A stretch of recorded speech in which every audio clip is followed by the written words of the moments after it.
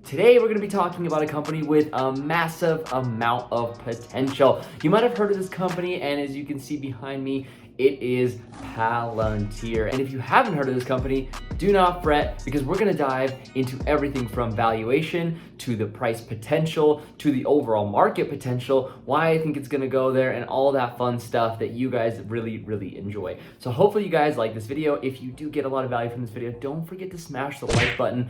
And if it's your first time to the channel, or if you haven't subscribed already and you like content like this, don't forget to smash that subscribe button. And without further ado, let's dive into Palantir. Let's go. Alrighty, so Palantir, let's talk about this awesome stock. If you guys haven't heard of it, again, no big deal, but you might have heard of this guy by the name of Peter Thiel. Some call him Peter Thiel because of the way his name is spelled, but he is a German-American billionaire entrepreneur and venture capitalist. He was and is a co-founder of PayPal and the Founders Fund. He was one of the first outside investors in Facebook, and he is also a co-founder of Palantir, which is a company we're going to be talking about today. So PayPal, you guys are familiar with. Facebook, I know you guys are familiar with, and today we'll be talking about Palantir, which is a company that you may or may not heard of, but it has been making headlines because the stock price has been going up and up. But let's talk about some of the products that Palantir offers. So if you take a look at Palantir, they have three products, but essentially their main purpose is that they specialize in big data analytics. They're headquartered in Denver, Colorado. It was founded by Peter Thiel, some other guys, Alex Karp, great CEO, current CEO. And what their products provide, like Palantir Gotham, Palantir Metropolis, Foundry, is that they are used in things like counterterrorism by the USIC, which is the United States Intelligence Community. And in the past, Gotham was used by fraud investigators at their Recovery, Accountability, and Transparency Board. So they are heavily invested in the private sector. That's where Palantir makes a lot of their money. And actually, Palantir Foundry is used by corporate clients such as Morgan Stanley, Merck, Airbus, and Fiat Chrysler Automotives. And in my opinion, a lot more companies are going to be coming over to Palantir because of their ability to do the big data analytics that they have been doing over the last few years. And if you look at Palantir's original clients, they were federal agencies at the USIC, which many of us know that anything to do with innovation, disruption, usually starts out in the government first. And the reason being, in most cases, is because the funding exists there. And that's why I think that Palantir is only going to grow, because to this day, they're still serving government agencies, but now they're expanding into the more public sector. And as you can see here, it has since expanded its customer base to serve state and local governments, as well as private companies in the financial and health industries. The company in 2014 was only valued at $9 billion.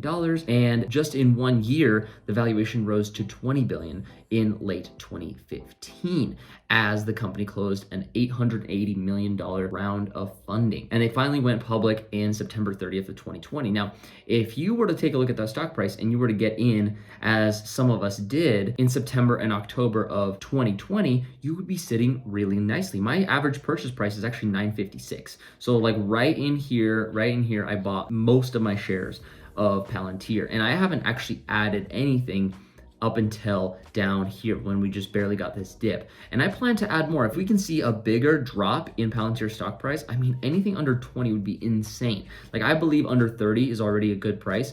And I actually bought some more at 25 right here today. I think the lowest price I got in was like 24 something, and then another purchase at 25 something. So overall, probably around 25 total. And as you can tell, it's already well off the top of that $40 price point, or 38 to be exact price point that we saw just a couple weeks ago. So huge progression in the stock price, crazy gains just in less than 1 year's time. We're talking about 164% if you got in back here when it first IPO'd. Obviously, the price is still showing that it's relatively cheap, and we'll get into the metrics in just a second. But look at their volume. Volume's up a lot, and the market cap is sitting at 48 billion, which just a couple weeks ago was sitting at over 60 billion. So in my opinion, anything under 300 billion is a steal for Palantir right now. And knowing that we're trading a below $100 billion valuation, I mean, we're talking about a stock that has a $500 billion valuation possibility in the next, I would say 3 to 5 years. So we're talking a 10x in this stock, so a roughly $250 valuation in the near future. So let's talk about Palantir. Let's look at the executive summary. So here we have revenue is forecast to grow 24.41% per year. And remember that that's based off of previous results. So we can't really base that for a fact. So this isn't 100% guarantee that we're going to see 24. It could be higher. It could be slightly lower. I think it's going to be a lot higher in my expert opinion. Again, I'm not a financial advisor by any means, and this is not financial advice, but revenue grew by 41% over the past year. So if 24 is what's estimated to grow and 41% was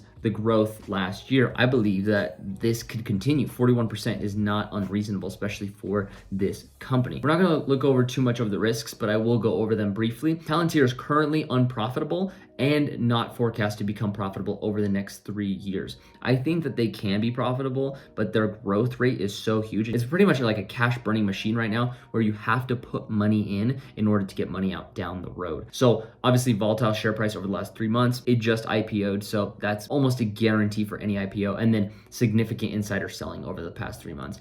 Also, CEOs, CFOs, they need to buy their yachts. These stocks haven't been liquid for them. This is just coming out to be liquid for these, executives that have held this stock. So obviously insider selling has been happening. So let's look at their valuation. So currently it's saying 27, but it's actually $25 stock price. And it's saying fair valuation is $20. So 27 and 20, I feel like that 25, that's a fair value. And obviously what they're saying is 20 is kind of the median of the fair value. And then anything under that, which I would say anything under, if you look at this line here, probably roughly like anything they're saying 15 or under is well undervalued. And we'll see. I mean, we can get a Palantir under 15. We've had it before.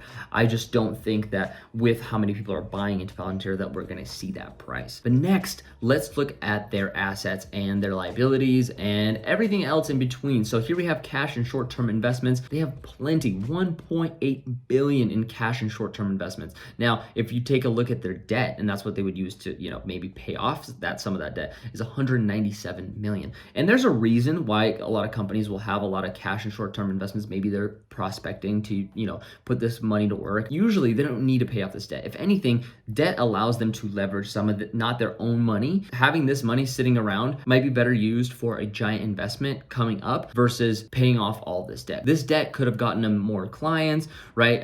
This debt might be zero interest, even if there is some interest, as long as the ROI on the year is more than the interest payments. I mean, this is sound. Like, this is nothing for a company. Their equity, 1.3 billion, liabilities, 1.1, accounts payable, 2.2 million, long-term and other assets are 611 million. So again, when they're saying, oh, well, this company's not profitable, yeah, but look at what they have, right? And look at their debt, right? That's really important to look at. And if you understand that, I think it will paint a better picture for you when you read something like, hey, this is not gonna work, right? This is not gonna turn a profit very soon. So cash runway analysis, stable cash runway. Whilst unprofitable, Palantir has sufficient cash runway for more than 3 years if it maintains its current positive free cash flow level. Forecast cash runway, Palantir is unprofitable but has sufficient cash runway for more than 3 years due to free cash flow being positive and growing by 38.5% per year. So there you have a little bit. Obviously, they don't have a dividend. We won't look too far into that. But let me tell you this. I like Palantir. There's a lot of reasons why to like Palantir. Obviously, you already saw who is helping them, kind of be on the ground, right? Peter Thiel, great guy. He worked really closely with Elon Musk, and he has a huge record under his belt. We got the private sector and the public sector involved. We have financial institutions that are looking to use their big data analytics software. And on top of all that, they are not overpriced, at least not in my book, right? They're sitting right there near that fair valuation point right now. They might take a dip here, and if they do, it might be a really good time to buy. Again, not financial advice, just personally what I'm thinking about doing. And I would only consider selling this personally when it hits, at $100, $200, and $300. And again, just fractional pieces. And again, this is just my personal opinion of what I'm doing with this stock. I personally believe in it in the very, very long term. The ability for it to capitalize is absolutely incredible. Honestly, my price target for this company in the next 3 to 5 years, and it could be even sooner, just depends on how things turn out, is about $300. So we're looking at about 10, almost 12x from today's price, with a market cap of roughly 4 to 500 billion. And we didn't even take a look at their annuals here. here, but as you can tell, they're obviously growing. They're obviously slowly shedding away that net income to a smaller figure. This is not much, but if you can tell, their revenue has went up almost $150 million.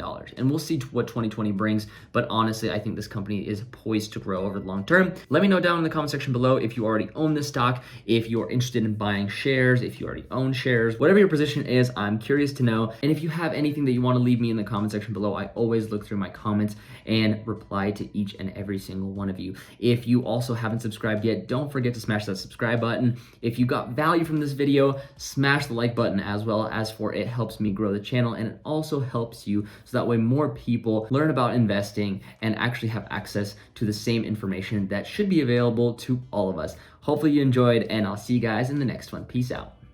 Feel free to check out the links down in the description below where you can get a free stock from Robinhood, $20 free from Stash, 2 or more stocks free from Webull, or $10 free from M1 Finance.